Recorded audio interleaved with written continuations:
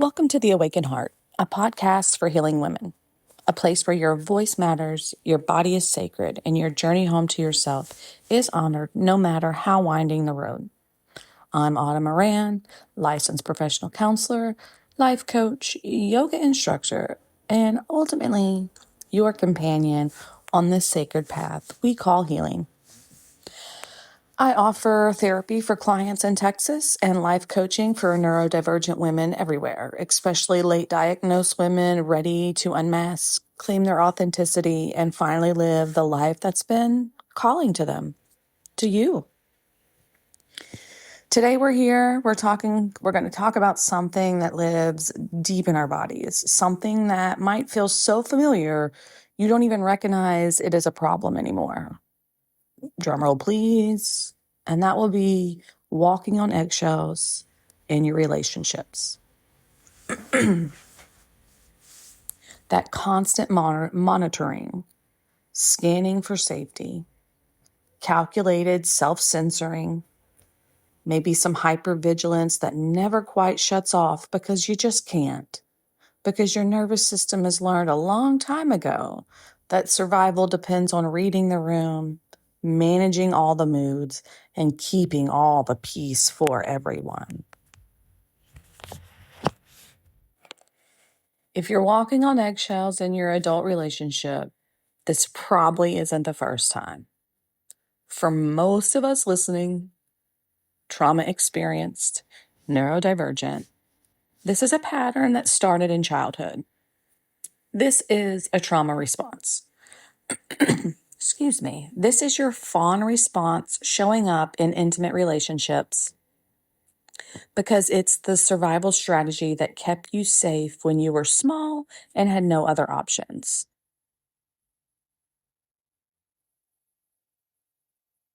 And like in neurodivergence, it might run a little deeper. Maybe you're already hypersensitive to emotional atmospheres. Maybe you've spent your whole life masking, which is just another form of walking on eggshells, monitoring how you come across.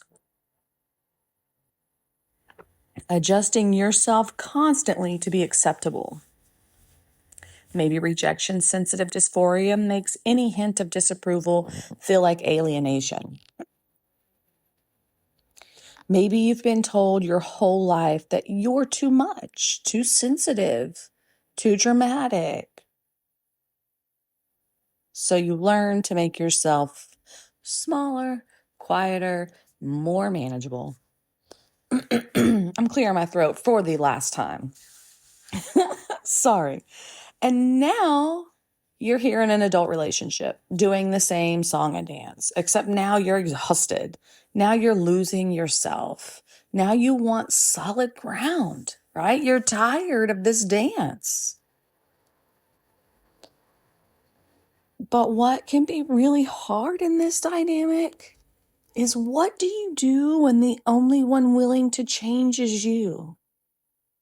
What are your actual options when your partner or the person you're in a relationship with isn't a willing party in transformation? How do you heal from this pattern when it's wired into your nervous system from childhood?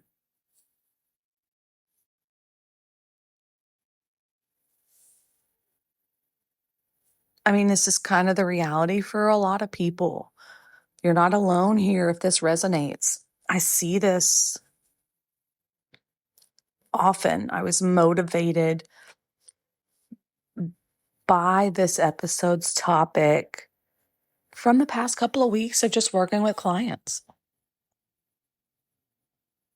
When you're not in a relationship where you both are ready to do the trauma work, it's instead you're in a relationship where you're doing all the changing, all the healing, all the accommodating. And what happens? You end up feeling trapped, lost, confused. Like you don't have any choices. Like, what are you doing this for if it's all the fucking same, no matter which way you approach it, right? But you have choices. And they may be very hard choices.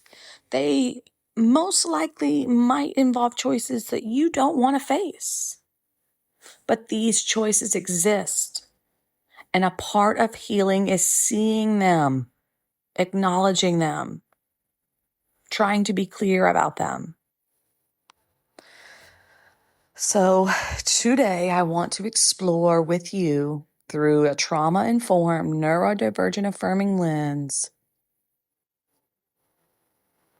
about how you got here, what keeps you stuck, what your real options are for building solid ground, and whether that's transforming your relationship, surviving it while you heal, or leaving it entirely. All right, this is going to be a little bit a heavy topic, but I think I have heavy topics. So buckle up, buttercup. Take a nice deep inhale. Get comfy if you need to get a drink, if you need to get a notepad, if you need to get some tissue, my dears. Get what you need to get. Hey, and if you're doing something while you're listening to this,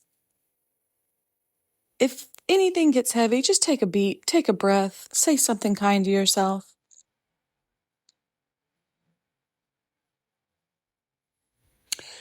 So, walking on eggshells is a part of a relationship dynamic. And what often I don't feel is acknowledged is that it's not a relationship problem. It is, in fact, a trauma response. Because if you grew up walking on eggshells, and most of us did, your nervous system learned that hypervigilance keeps you safe, that monitoring the emotional temperature of the room is how you survive, that being small, manageable, and ever so fucking accommodating is how you avoid danger, right, my ladies? Been here, done this, feel this, right? Maybe it was an explosive parent. Maybe you had a parent who withdrew love when you displeased them or slighted them in some way based on what they perceived. Maybe you had a parent whose mood determined whether you got fed, you got help, you got held, or you got screamed at. And maybe they were just completely unpredictable, warm, cruel, you never knew. So what happened? You learned to read micro expressions. You learned to sense shifts in energy before they became obvious. And you learned to adjust constantly. You learned that your feelings were secondary to keeping them regulated. And you learned that authenticity was fucking dangerous. That's not accommodating. That's not being considerate. That is survival. That's what children do when they have no other option. And your nervous system coded as it is, or coded it as, this is how you stay safe. You must perform. You must mask. You must be what other people want you to be in order to stay safe.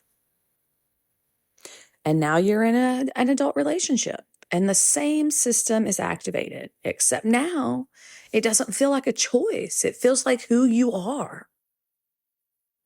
I'm just a people pleaser. I know, but I'm just a people pleaser.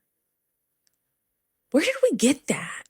Why is that a badge of honor or something to be saying like, oh, it's okay, girl, I'm just people pleasing?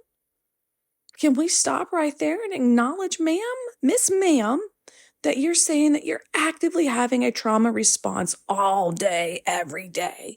And we're going to dig into that. That means a dysregulated nervous system. That means a heart that's never resting, organs that are never resting, a brain that is always scanning. The fuck? That is not something to be proud of. That is not something to hold on to or identify as. That is something to say, wait, what the fuck? Let me stop this shit and heal myself. I'm not doing this because I want to. I'm doing this because I'm thinking if I don't, I will die. Okay. Sorry, I got intense.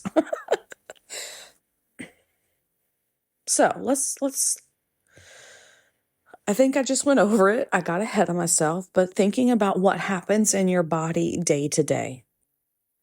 You walk in the door, and before you even consciously register it, you've scanned your partner's face, their body language, the tone of their greeting. Your nervous system is already calculating safe or not safe, good mood or bad mood. Can I relax or do I need to be on guard? You rehearse conversations in your head, playing out every possible response, trying to find the exact right words that won't trigger a reaction. This is not thoughtfulness. This is hypervigilance. You self-censor constantly. You have thoughts, feelings, needs, but sharing them feels unsafe, feels dangerous, feels like it's going to start some shit. So you edit yourself in real time, offering only the version you think is safe. Or you say nothing at all and the real you just stays hidden. You feel responsible for their emotional regulation. When they're upset, your nervous system interprets it as threat to your safety. Their discomfort becomes your emergency, and you jump in to fix it, not because you're naturally helpful, but because your body is trying to eliminate the freaking threat. Maybe you get that sinking feeling in your stomach when you sense their mood shifting. That is not anxiety. That's your body recognizing a familiar danger pattern. That, here we go again. That feeling, that's your nervous system saying, I know this situation. This is the situation where bad things happen. You can't fully relax in your home, even on good days, because there's this underlining vigilance. You're always a little bit on guard.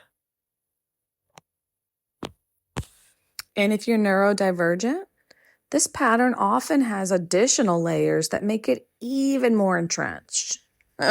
As if, right? It could get harder. Because you might already be hypersensitive to emotional atmospheres, right? Like I said earlier, you feel other people's feelings intensely, sometimes before they even express them. And this makes you incredibly in tune to your partner's emotional state, which feeds right into eggshell walking. If you've been masking your whole life, hiding your neurodivergent traits to appear normal, you're already practiced at walking on eggshells. Masking is constantly monitoring how you come across and adjusting yourself to be acceptable. So when you enter a relationship with someone who requires careful management, you slip right into patterns you already know, what you've already been trained to do. Rejection-sensitive dysphoria can make this exponentially worse. Any hint of disapproval, any sign that your partner is upset, any criticism, even mild and constructive, can feel like complete rejection.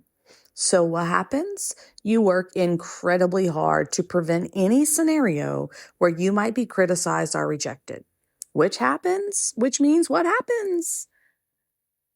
Walking on smaller and smaller and smaller eggshells. Executive functioning challenges can make it harder to plan an exit, to organize your life separately from this person, or follow through on boundaries you set. So even when you know you need to leave or change things, the practical execution feels overwhelming, which then keeps you stuck. And I feel like I say this a lot, but I think it's so fucking important. I don't think it's said enough. And I think we as neurodivergent, as trauma experienced, and just as women need to hear this. Many of us have been told our whole lives that we are too much, too sensitive, too intense, too emotional, too demanding. I mean, we could go on and on how women are minimized for being such wonderful creatures. So when you enter a relationship with someone who reinforces that message, guess what? It feels true. It feels like the problem is you, not the dynamic. And you keep trying to be smaller, less, quieter, more manageable. Because why? You're the common denominator, so of course you're the problem. I have an episode about this. I don't know what number it is. I don't know when the published date is, but the title says something about common denominator. And if I can remember that when I'm doing the show notes, I'll link to it because I think it's a powerful message as well to hear that, yes, you're the common denominator, dear, and I acknowledge that, but that doesn't correlate to you being the problem. Off track again, off track. Here we go, getting back.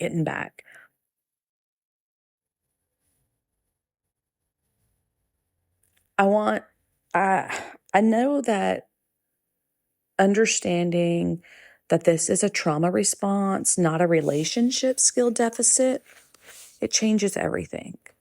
It means you can't think your way out of this. You can't just communicate better or be more assertive. Your nervous system has coded this pattern as survival, and intellectual understanding doesn't override that.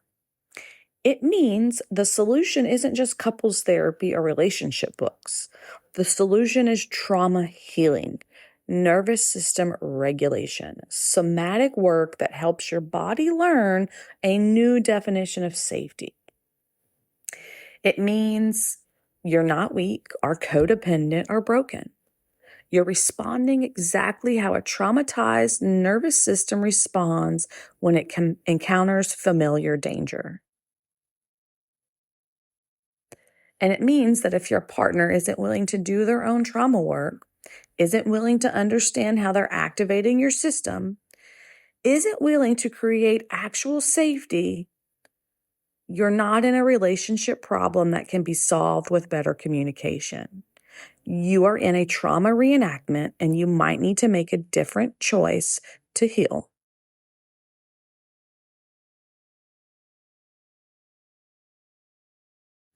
I want to sidestep here, and I want to acknowledge this just in case, right? Both sides of the story. I want to speak to the people, to the women possibly, to whoever's listening. If you have been told by your partner that they walk on eggshells around you, that they feel nervous around you, that they never know what to say, or they feel like everything they say is wrong, or they can never do anything right. And maybe that's confusing or painful because you didn't ask for that, and you don't want them to be afraid of you. Here's what I need you to consider. If your partner is walking on eggshells, it's because they don't feel emotionally safe with you. And that might be because of their trauma, absolutely. But it might also be because of your dysregulation. If you get angry quickly, if you shut down when they bring up concerns, maybe you get defensive and turn things around, or need to question every detail, or need to know proof about every single thing, or them to replay it for you. If you withdraw love or affection when you're upset, if you make them responsible for your emotional state, like, look what you did, I'm mad because of this. Even if you don't mean to, even if you're also responding from trauma, you're creating an environment where where your partner can't be honest. Your trauma doesn't excuse the impact of your behavior. Both things can be true. You're hurt and struggling, and your partner doesn't feel safe. If this is you, I'm going to talk more about what your work looks like a little later, but please stay with me because understanding the trauma underneath this pattern for both of you is essential. All right, so let's go a little deeper, right? Let's talk about patterns that get wired into your nervous system, because understanding the roots helps you understand why it's so hard to change. This doesn't start in your adult relationship. This started when you were a child with a developing nervous system, trying to survive in an environment that felt unpredictable or unsafe. Maybe this was an explosive parent. You never knew what would set them off. You learned to be hypervigilant. You watch for warning signs, tiptoe through your own home. Your nervous system learned loud emotions equal danger, and my job is to prevent them. Maybe you had a parent who was emotionally volatile, sometimes warm and loving, sometimes cold and rejecting. You couldn't predict which parent you'd get on any given day. So you learn to scan constantly to adjust yourself based on their mood, to work hard to keep them in the good mood because the alternative was terrifying. Your attachment system got wired for anxious hypervigilance. Maybe you had a parent who withdrew love when you displeased them, the silent treatment, the cold shoulder, emotional abandonment as punishment. So you learn that your worth was conditional, that love had to be earned by being good enough, easy enough, pleasing enough. Your nervous system learned my feelings threaten my connection to my caregiver, so I need to hide them. Maybe you had a parent with mental illness or addiction who needs always came first. You became parentified. And you can also be parentified without mental illness or addiction.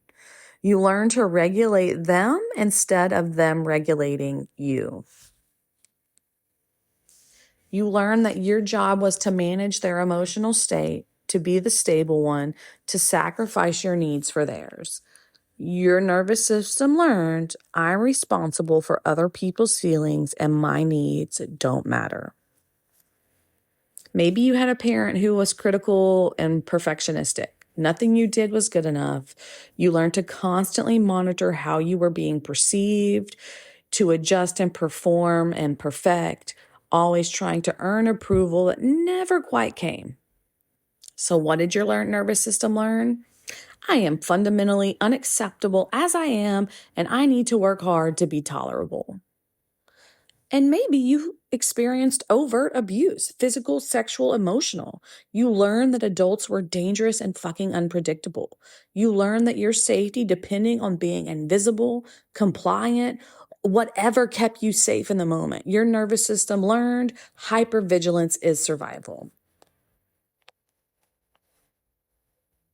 And maybe your home looked fine from the outside.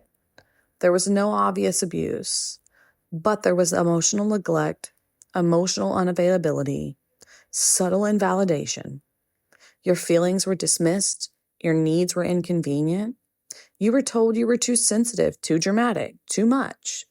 So you learned to make yourself smaller, need less, and to ultimately be easier. So what did your nervous system learn? My authentic self is too much, and I need to manage myself to be acceptable. When this happens in childhood during critical developmental windows, it doesn't just create behaviors. It shapes how your nervous system works. It shapes your neurobiology. Your brain's threat detection system becomes hyperactive. You see danger where others see normal conflicts. Your amygdala learn to fire at the slightest sign of emotional intensity. Your window of tolerance becomes so narrow. You can't handle as much emotional activation before you flip into fight, flight, freeze, or fawn. And for most of us walking on eggshells, you live in fawn, appeasing, accommodating, managing others to stay safe. Your attachment system gets organized around anxiety and insecurity. You don't have a secure base. You don't trust that love is stable or that connection is safe. So what happens? You work constantly to maintain connection by ultimately abandoning yourself. Your sense of self becomes organized around other people's reactions to you. You don't have a strong internal sense of who you are, separate from how others respond to you. So in relationships, you become whoever you think you need to be. And this is complex trauma. This is developmental trauma. And it doesn't just impact your relationships. It impacts everything. But we're focusing on relationships today because that's where it shows up most painfully, right?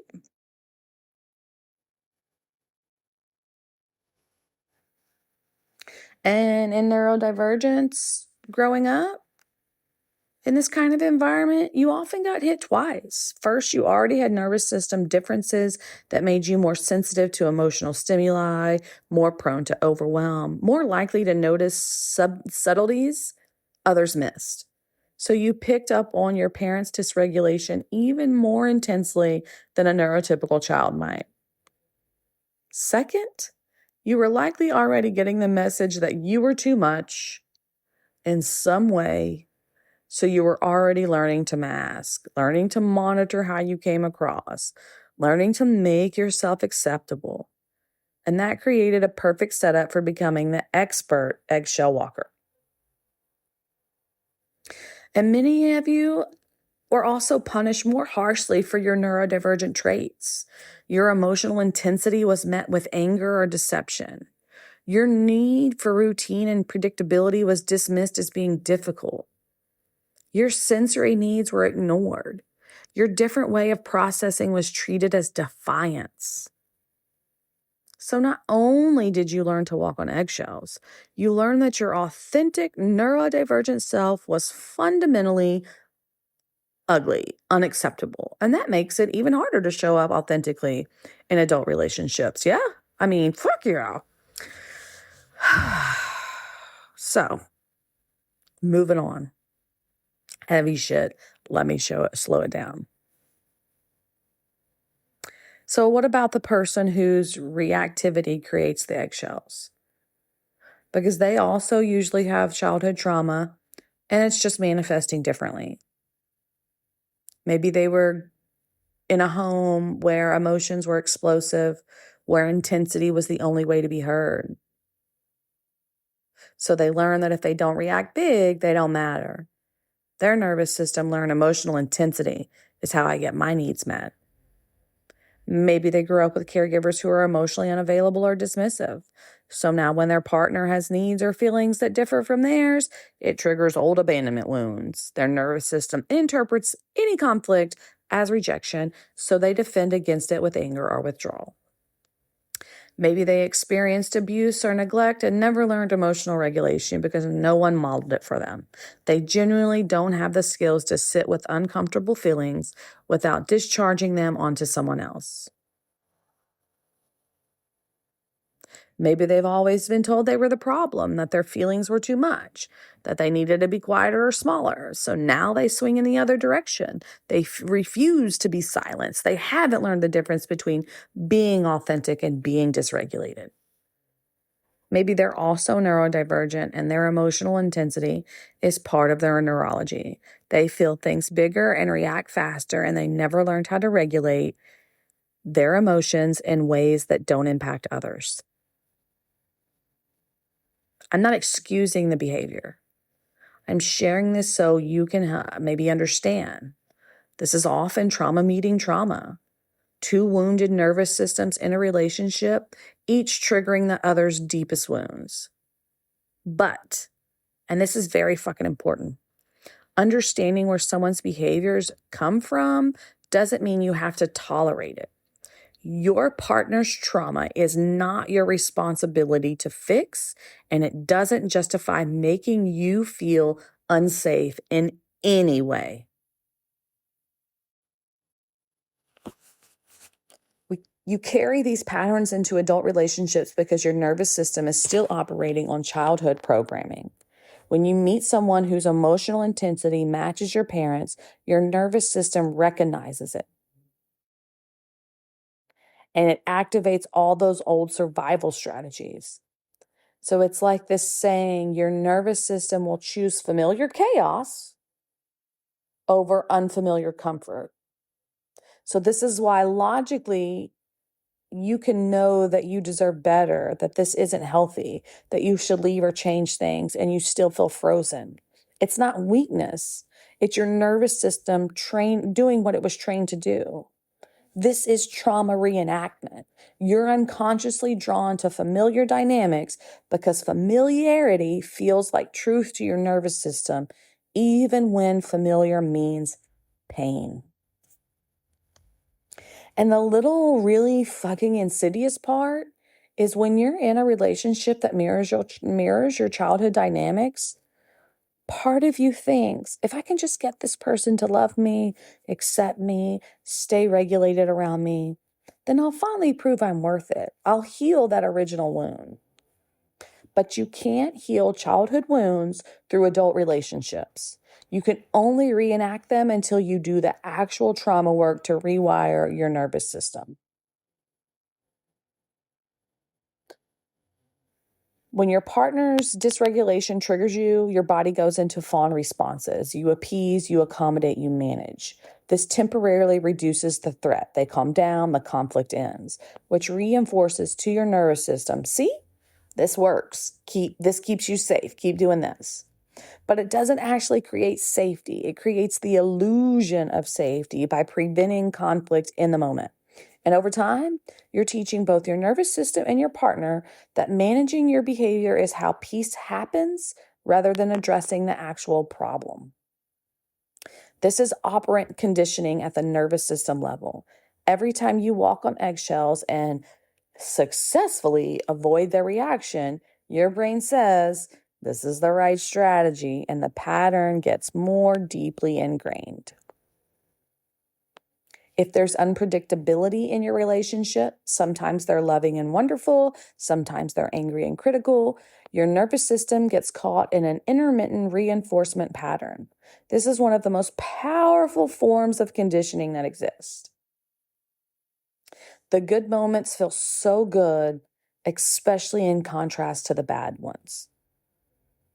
Or they're so good that you're able to minimize the excruciatingly bad ones. So you keep trying to get back to those good moments. You keep thinking, if I can just figure out the right way to be, we'll have more good days than bad. This is trauma bonding. The intensity of the lows makes the highs feel more meaningful, and your nervous system gets addicted to that cycle, even though it's destroying you. And there are beliefs, core beliefs, that got wired in your childhood that continue this pattern. If I just do it right, they'll be okay. This is the belief that you have control over someone else's emotional state. It makes sense when you're a child trying to survive. I get it, but it's not true. You cannot regulate another adult. Their feelings are my responsibility. I want to make them feel good. I know where they're coming from. This likely came from being parentified or from having a caregiver who made you responsible for their emotional states. But your partner's feelings are theirs to manage, not yours. Your partner's feelings are their responsibilities to maintain and regulate. But I just can't handle the reaction. I can't handle essentially you're avoidant of their behavior in some way. And this is often true from a nervous system perspective. Your system goes into overwhelm when you're dysregulated. But the solution isn't to prevent their reactions by managing yourself. The solution is to build your own capacity to stay regulated when they are not. Girl, this is love. It's hard. This is what love looks like. It's ups and downs. You got to stay strong. You got to push through. Not everything's rainbows and sunshines. If your model for love was conditional, unpredictable, or required self-abandonment, then this relationship feels familiar. It feels like love because it matches your template. But it is not. It is a trauma reenactment. It's reenactment. I'm too sensitive, too much. I'm the problem. I just need to calm down. I need to get off his ass. I need to stop nagging him. I need to be better. I'm just going to work on myself. He's wonderful. He put gas in my car the other day, girl. He's amazing. He even put his dish in the sink without me asking. If you were told this as a child and your partner reinforces it now, it feels true. But your sensitivity is not the problem. Your needs are not the problem. The dynamic in this relationship is the problem. Your nervous system knows the dance. As painful as it is, like I said earlier, it's familiar. The unknown is so scary to a traumatized nervous system that it chooses the known terrible. Leaving means uncertainty. Being authentic means risking rejection. Setting boundaries means conflict or being abandoned. And all of those trigger your threat detection system because they're unknown variables. So you stay in painful familiar because at least you know how to navigate it. At least you have strategies that work, even if they're killing you. And one thing I see constantly with childhood trauma survivors is you minimize what you're experiencing because it doesn't match your definition of bad enough. It's not that bad. They don't hit me. Other people have it worse. I'm probably overreacting. They had a hard day. They didn't mean it. I mean, look what all we have. We have a good life. Look at all the money I have. Look at this life. Look at my car. This minimization comes from childhood. When you had to normalize abuse or neglect to survive, when you had to make excuses for your parents' behavior because the alternative of accepting that your caregivers were harmful was too threatening to your survival, you learned to minimize harm.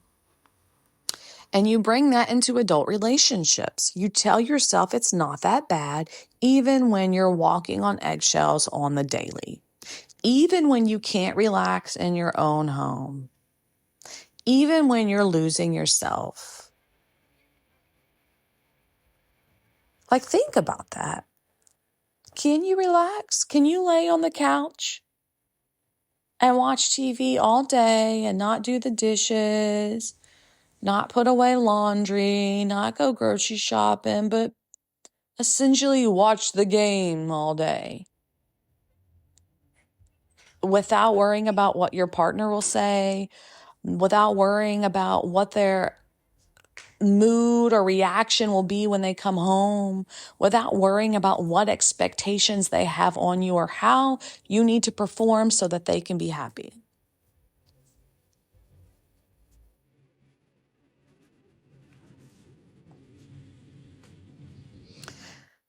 If you're walking on eggshells, it is that bad. You don't need to wait until it gets worse to acknowledge that this is harming you. And if you're neurodivergent, there are additional factors keeping you stuck. Executive functioning challenges make it hard to plan an exit. Our major life changes feel overwhelming. Steps involve in leaving, finding housing, separating finances, organizing logistics, being safe can feel impossible when you already struggle with executive functioning. Your history of being told you're the problem makes it easy to believe that this dynamic is your fault, that if you could just manage your neurodivergent traits better, the relationship would work. Your need for routine and predictability makes change feel threatening even when the current situation is harmful. RSD makes the thought of your partner's reaction to boundaries and leaving feel unbearable. The anticipation of their anger, disappointment, or rejection can be so overwhelming that you avoid it at all costs. Let's talk about the scenario where both people recognize this as a trauma pattern and are willing to do the work. This is possible, but it requires both people to commit to their own trauma healing, not just working on the relationship. If you're the person walking on eggshells, your work is about reclaiming yourself and rewiring your nervous system, not about getting better at managing your partner or relationship improvement. You need trauma therapy, not couples therapy first. Individual trauma work, whether that's EMDR, somatic experiencing, cognitive processing therapy, internal family systems. There's so many outlets, so many ways. What I recommend you to do, and get your favorite drink, get a gummy, whatever it is you do to relax and unwind, get in a fun space, open up your search engine of choice and type in complex trauma therapist in your state. And then scroll past all the sponsors, all the sponsors. Really look. Don't hit anything that sponsors. Don't hit anything that's a major corporation. But find people that are individual therapists owning. You'll just have to find those websites. Get you about 2 or 3. Set up some consultations. Have some questions and meet with a therapist. Because you need modalities that work with your nervous system, not just your thoughts. You need to build your window of tolerance. You need to be able to practice regulating your own nervous system so that your partner's dysregulation doesn't automatically hijack yours. This is somatic work, breath work, grounding techniques, vagal toning, bilateral stimulation. You need to practice differentiation. Learn where you end and they begin. Their feelings are not your responsibility. Their reactions are not proof that you did something wrong. You can care about them and still have boundaries. You can love them and still say no. You can say no and still be lovable. Maybe start practicing small acts of authenticity in low-stakes situations. Don't lead with the scariest thing. Practice expressing a preference about dinner. Practice disagreeing about something minor. Build evidence for your nervous system that honesty doesn't always lead to disaster. And try to work on identifying your fawn response in real time. Notice when you're people-pleasing, over-explaining, or preemptively apologizing. Just asking you to notice it, not judge it, not change it, not fix it, not do anything with it. Just notice it, because when you notice, it is a powerful shift. Because later you can work on interrupting it, but awareness is the thing that needs to come first. And when I say trauma work, process your childhood trauma. The reason this pattern feels so intense isn't just about your current relationship. It's about the original wound. You need to grieve what you didn't get as a child. You need to have compassion for the child you were who had to learn these survival strategies. And if you're the partner who's been creating the eggshells, your work is about taking radical ownership and developing the capacity to regulate yourself without using your partner as your emotional dumping ground. You need your own trauma therapy. Your reactivity is coming from somewhere, and it needs to be understood and healed. Your partner cannot do this work for you. Your partner cannot teach you what they're learning in their therapy to help you do yours. You have to do this for yourself. Not because you love your partner, but because you love yourself.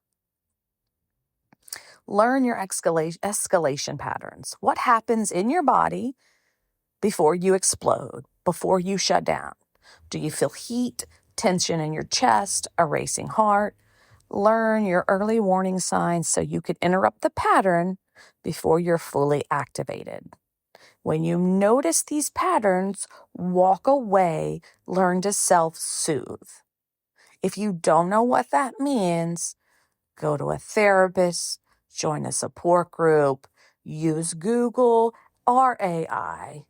But do not use AI as your sole therapist. Go to a trauma-trained therapist.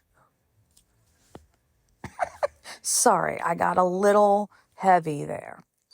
Develop distress tolerance skills. This is Dialectical Behavior Therapy 101. DBT, distress tolerance skills.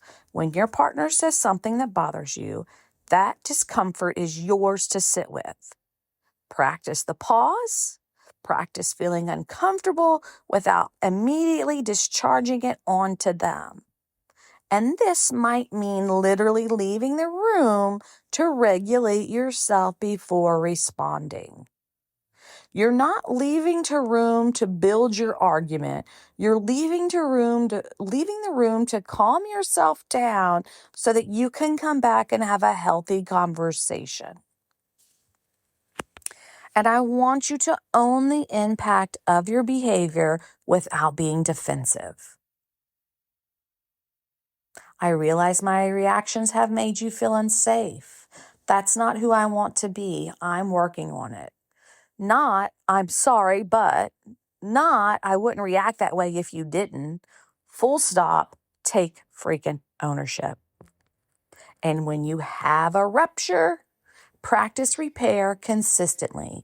You will mess up.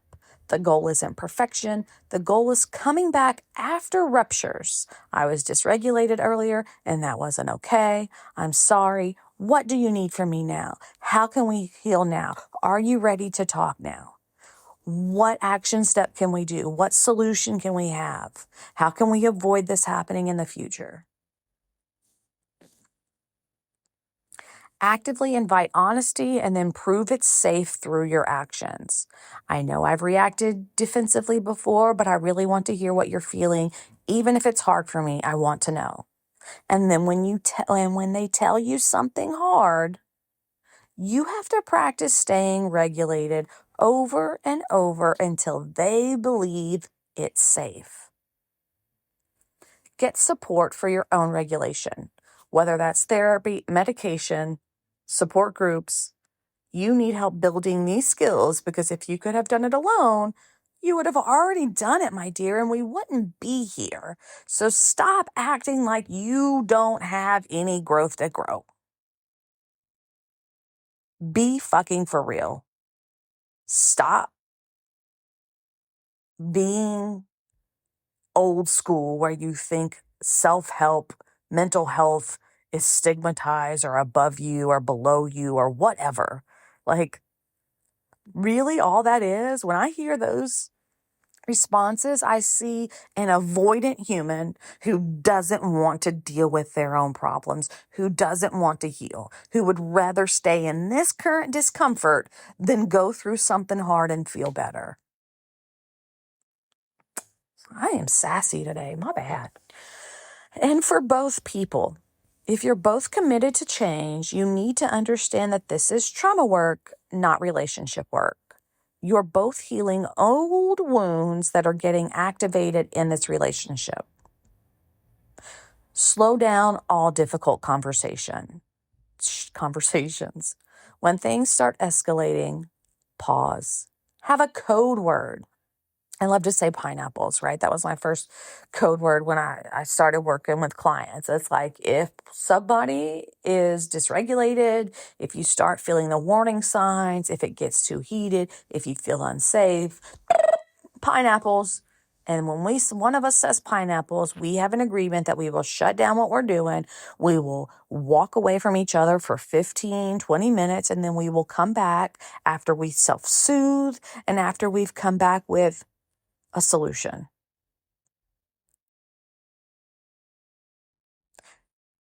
So when things start escalating, you pause, not to avoid, but to regulate. If you don't want a code word, you can simply say, I can feel us both getting activated. Let's take 20 minutes to regulate and come back to this. Learn about each other's trauma responses. If you understand that their defensiveness is an old wound getting triggered, it doesn't excuse the behavior, but it helps you not take it personally. If they understand that your fawning is a survival strategy, they can help create more safety. Create explicit safety agreements. When I need to tell you something hard, can we set aside time when we're both regulated? Can you commit to not raising your voice even when you're upset? Can I commit to not shutting down if you express anger? Simple, not easy, because triggered, right? And practice co-regulation. Learn what helps each other come back to the center. Maybe it's taking a walk together. Maybe it's holding hands while you breathe. Maybe it's sitting in silence. Find what both works for you. And please celebrate small wins. Notice when you navigate conflict differently, even slightly. We just disagreed and neither of us shut down. That's progress. Or the code word. We used the code word and no one ignored it or got mad. We did our thing. This work is hard and slow. You're rewiring nervous systems that have been operating this way for decades. Be patient with yourselves and each other.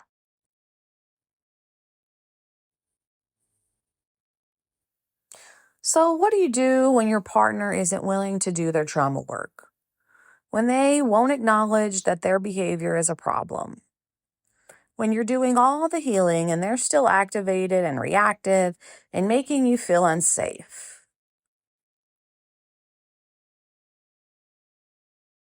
This is where we need to be really honest. And it might be hard to hear.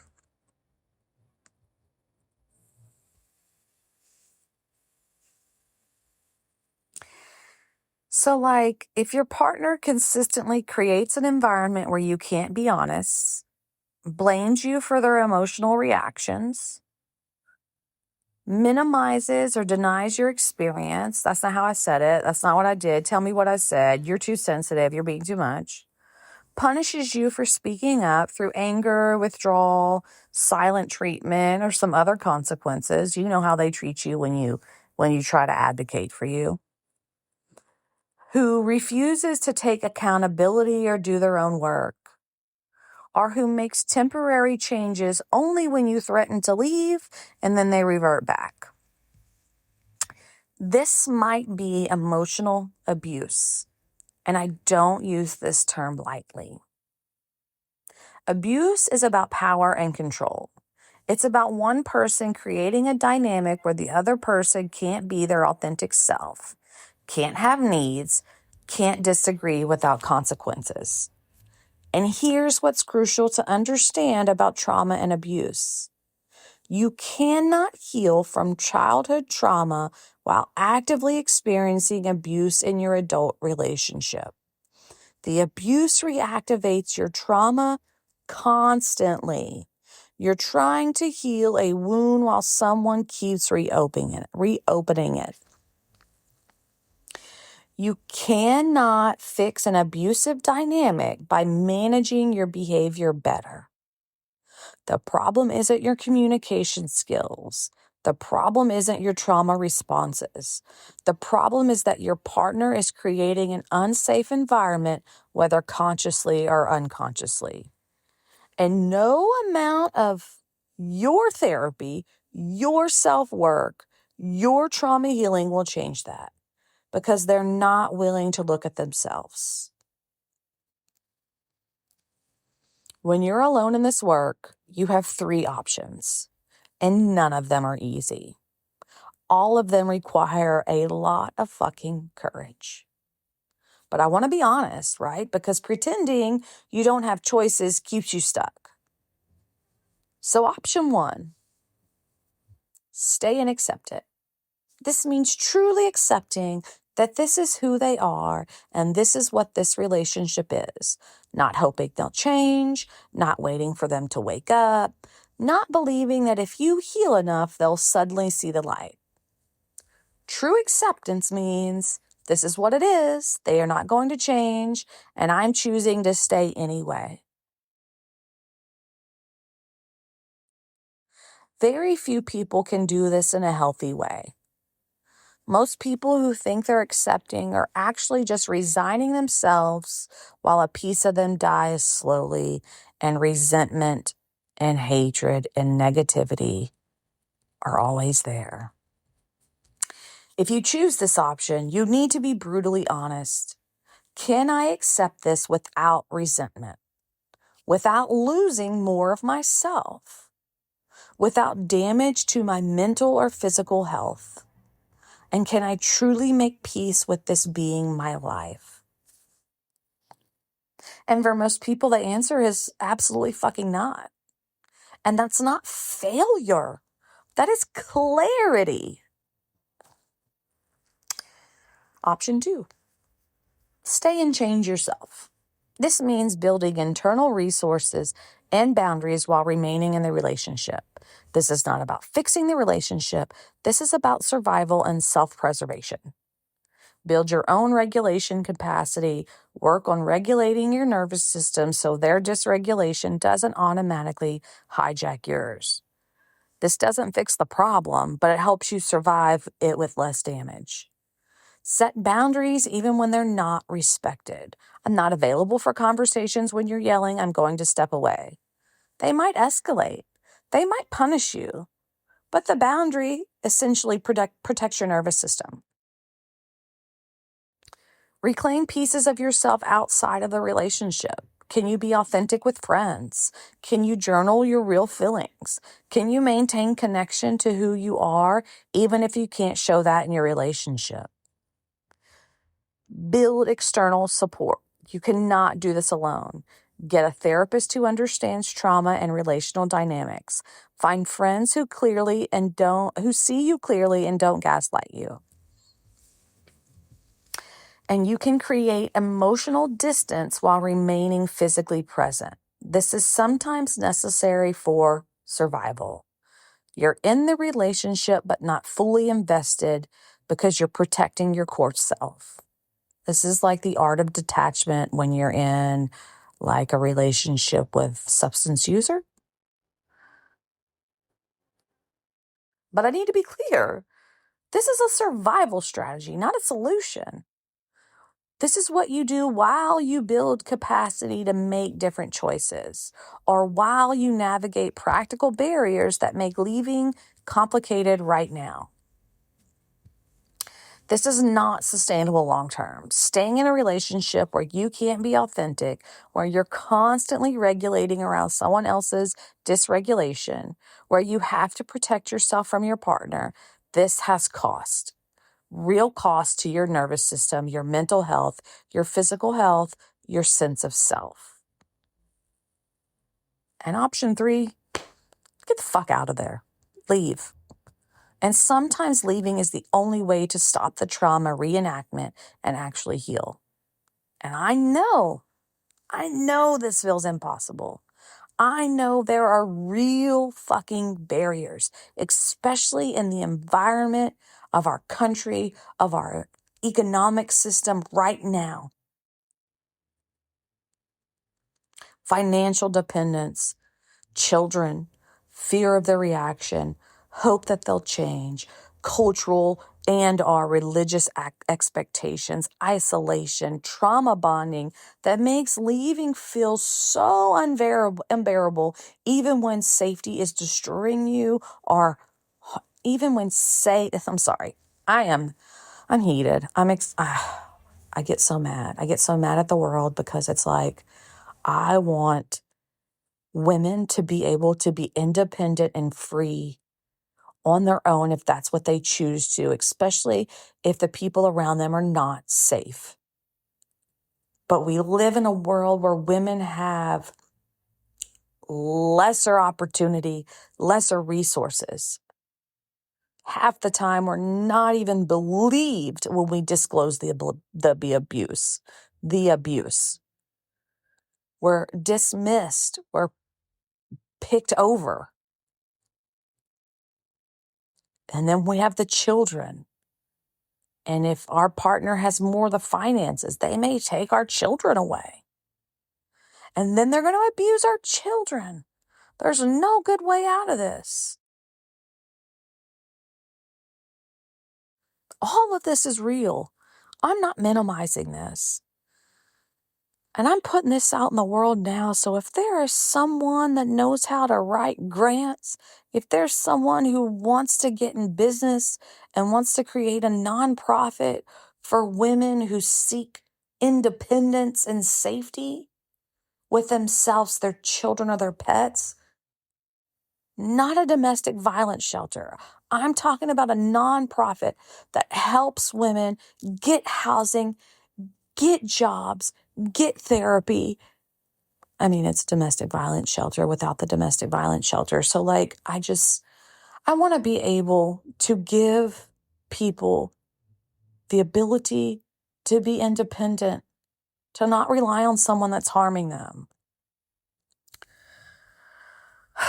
But also, hard doesn't mean impossible. Complicated doesn't mean you don't have options. Use your resources to help come up with a game plan. Because staying in a relationship that requires you to abandon yourself has high cost. These costs accumulate. These costs happen to your nervous system that stay constantly activated. This has a cost to your sense of self, to your physical health. Chronic stress literally impacts your body, impacts your brain, impacts your capacity to feel joy and presence. And leaving doesn't have to happen all at once. Sometimes it starts with internal separation, getting clear that this isn't okay, stopping the internal argument about whether you're overreacting, and building certainty that you deserve better. Because sis, you do. Sometimes it's practical preparation, quietly building financial resources if you can, reconnecting with support systems, gathering documents, consulting with professionals about your opinions. I knew someone at one point in my life who was financially dependent on their partner. And whenever they went grocery shopping or whenever they went anywhere that gave you a keypad to get cash back, they would get cash back and squirrel that away. $10, $20 here. Sometimes it's building capacity, working with a trauma therapist to build regulation skills so you can tolerate the discomfort of transition, processing the childhood wounds that make leaving feel impossible. There's a difference between leaving from a place of reactive anger versus leaving from a place of clarity.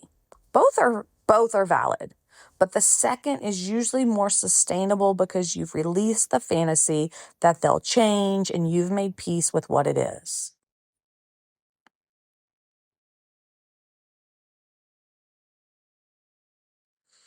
So, whether you're working on this with a willing partner or navigating it alone, healing from eggshell patterns requires specific things that go beyond insight and good intentions. And that is trauma-informed therapy. You need a therapist who understands complex trauma and who can work with your nervous system, not just your thoughts. Because trauma doesn't live in your frontal lobe. It lives in your body, in your nervous system, in implicit memories.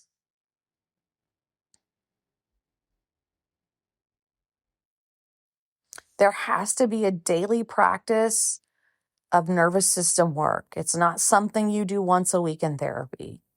Learn to identify your nervous system states. Fight or flight, freeze or shut down, fawn. Are you safe? You can ground through your senses, name things you see, touch, taste, hear, smell. Bilateral stimulation, butterfly taps. You can Google that. Breath work, movement, shaking, dancing, wiggling. The goal is building your capacity to stay regulated or return to regulation quickly when you get activated. And you have grief work to do. You have to grieve. This is a non-negotiable. Grieving the childhood you didn't get, the parent who couldn't provide safety, the child version of you who had to develop these strategies. Grief for the younger version of you who chose this or who walked into this, who thought they were doing their best, who made choices, who you now look back and say, who the fuck was that? Grieve the relationship you wanted, the partner you hoped they'd become, the version of yourself who could show up without fear. Grieve the fantasy of what could have been if they were willing to grow with you. And grief isn't linear, it's messy, it comes in waves. Let it move through you. And you need to build a secure relationship with yourself. You need to become the secure base that you didn't have as a child. Learn to resource yourself, learn to validate your own experiences, and learn to trust your own knowing. Practice reparenting your younger parts. When that child part gets activated and scared, can adult you offer reassurance? Can you be the safe parent to yourself that you needed? This isn't about positive affirmations. This is about actually showing up for yourself in ways no one else ever did. And it's what you've always needed. And you need community and connection. You cannot heal in isolation. I am here for you. Support groups are here for you. Find healthy relationships. You might have to start from zero. And healing takes time. Healing trauma, rewiring your nervous system and the responses that have been grooved into you for decades. So be patient. Progress, grieving, none of that's linear. You'll have good days and hard days, days where you feel strong, and days where you slip back into old patterns. All that's normal. The direction matters more than the pace. As long as you're moving toward healing, toward being authentic and safety and being safe, you're doing it right. And how do you know when someone is going to change? How do you stop holding on to hope that's delaying your healing? I want to talk about red flags that someone won't do the work.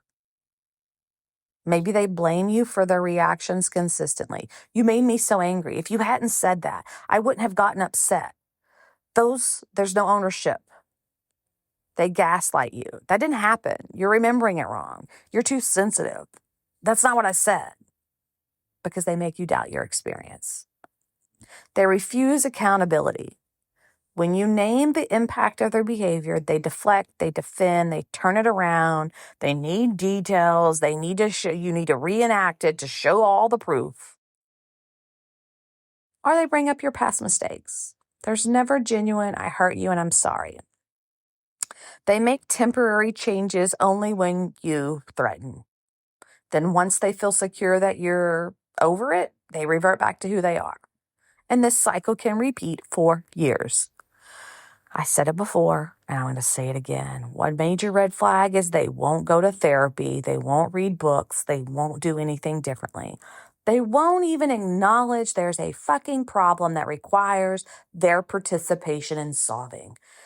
I get so infuriated when I hear partners managing their wives, telling them what they should do, how they should do it, when in fact they're the fucking problem.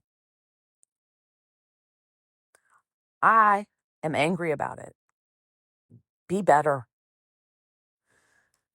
Maybe they punish you for speaking up. The consequences may be subtle.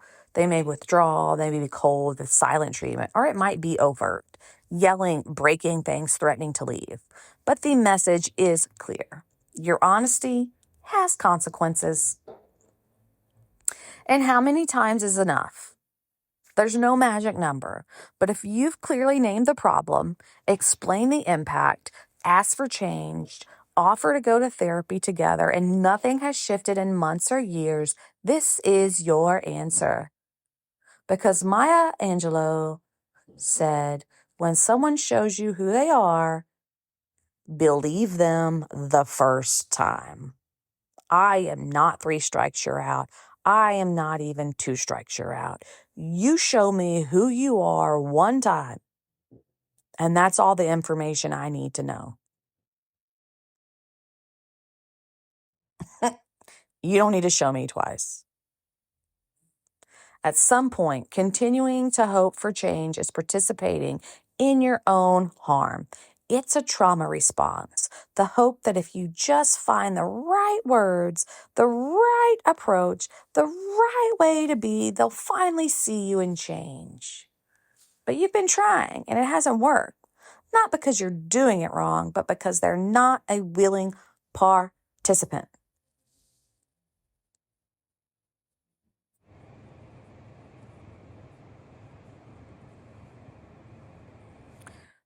For many of you who have been walking on eggshells, you might not know what healthy conflict and healthy connection actually look like.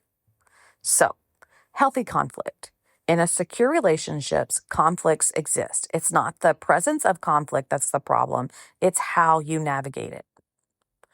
Both people can express feelings without fear of punishment or abandonment. You can say, I'm hurt without worrying about an explosion or the silent treatment or being invalidated. Both people take ownership of their part without keeping score. This is what I'm struggling with. This is where I made a mistake. Not, but you did this worst thing 3 weeks ago. There's genuine curiosity about understanding each other. Help me understand how you see this. Not as a manipulation tactic, but as a real interest in your perspective. When things escalate, both people can pause, regulate, and come back to the conversation. There's capacity to repair after rupture. The goal is connection and understanding, not winning or being right. You can disagree and still feel fundamentally safe with each other.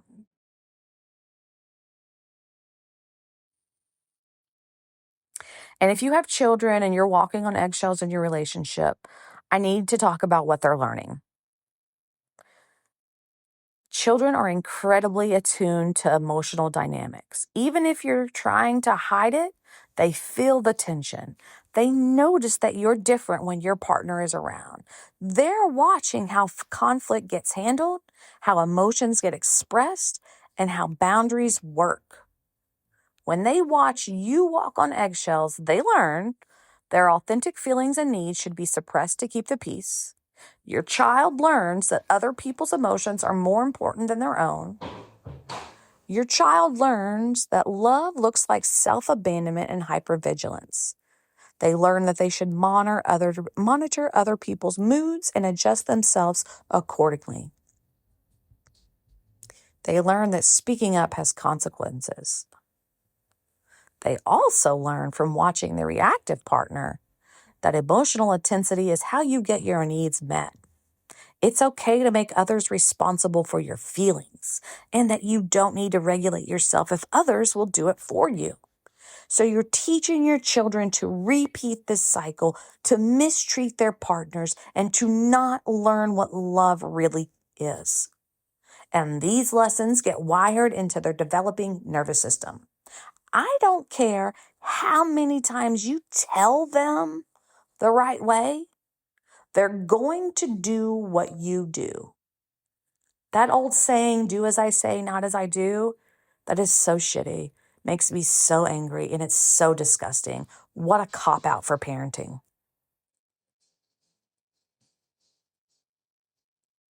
Do better in your actions, not your words, because your actions are who you are. Your words are who you want to be. You're not just modeling a relationship. You're teaching them how to be in a relationship, what to expect and what to tolerate. And I know some of you are staying for the kids. You're trying to protect them from the disruption of separation or divorce. But consider what you're protecting them from versus what you're exposing them to. Divorce is hard for kids, abso-freaking-lutely. But so is growing up in a home where one parent is walking on eggshells, where conflicts never get resolved, just avoided, where emotional intensity is how problems get handled. They learn that this is what relationships look like. Sometimes staying and modeling eggshell walking is more damaging than leaving and modeling self-respect, boundaries, and healing. I'm not saying leave immediately. I'm saying that staying isn't neutral. It has a cost.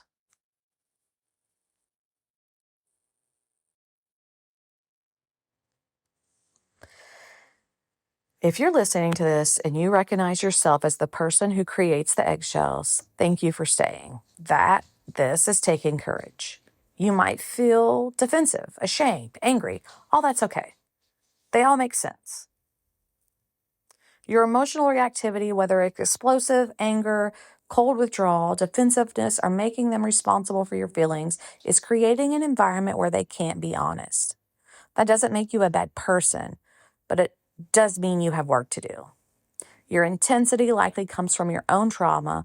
Maybe you've never learned to regulate yourself. Maybe you have childhood wounds. Understanding where it comes from is important, but it doesn't excuse the impact.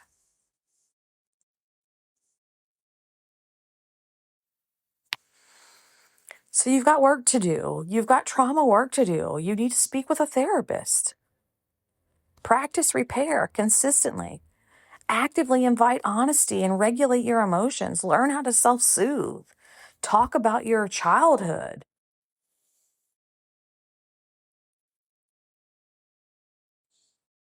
If you're walking on eggshells in your relationship, I want you to know this is not normal. This is not what healthy relationships feel like. And this is not your fault. You are not too sensitive. You are not overreacting. You are not asking for too much.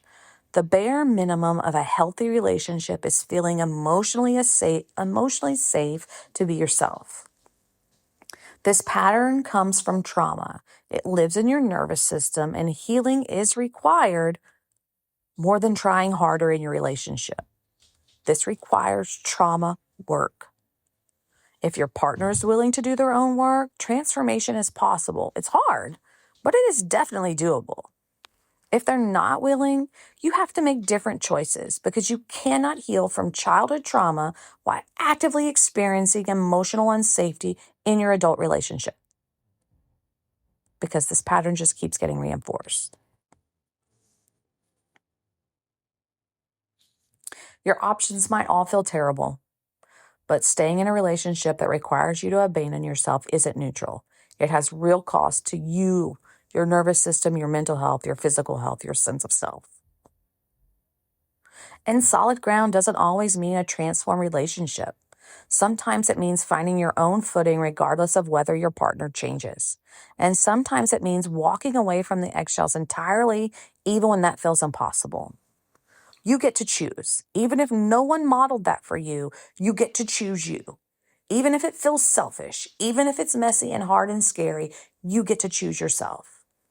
Because choosing yourself might mean staying and building boundaries. It might mean leaving. It might mean getting support to figure out what you need. But it starts with stopping the internal argument about whether your experience is valid. Because it is. You deserve better, and you are capable of making different choices, even when those choices feel impossible right now. Both of you deserve relationships where authenticity is possible, where conflict doesn't equal danger, where two imperfect people can be honest with each other and work through hard things together. That's the relationship worth building. And if you can't build it together, you can at least commit to building that capacity within yourself. I know this was heavy and probably brought up a lot. So if you're feeling activated, please reach out for support. Talk to a trauma-informed therapist. Call a trusted friend. If you're wondering whether what you're experiencing is abuse, reach out to the National Domestic Violence Hotline, 1-800-799-7233. 1-800-799-7233. You don't have to figure this out all today, but you do get to start asking different questions. I'm rooting for you, my dear. I see you, and I believe you deserve relationships built on solid ground, not eggshells. Thank you so much for being here with me today. I know this was heavy. Again, if you're feeling activated or overwhelmed, another resource I'd like to offer is 741-741. It's a texting hotline, mental health texting hotline, and they will help you gather some coping skills while they're on the line with you. Talk to a therapist, talk to a trusted friend. I'd love to hear from you. Got a question? Message me. Want to help more women hear this episode and support me by helping my podcast grow? Please share this. Please comment, leave a review. This helps me show up in searches so that more women can heal. I just want to help everyone heal. Want to work with me? I offer virtual therapy for women in Texas who are navigating trauma, neurodivergence, and life transitions. If what I share on this podcast resonates with you and you're looking for personalized support, I'd love to work with you. Book a 15-minute consultation form via the link tree. Until next time, my dears, I want you to know that you are never too much, never too late, and you don't have to figure out all alone because I'm right here every Wednesday and Friday. May you be happy and free. May mine and your healing ripple outward to bless the world with happiness and freedom. Take care of you, and I'll see you soon.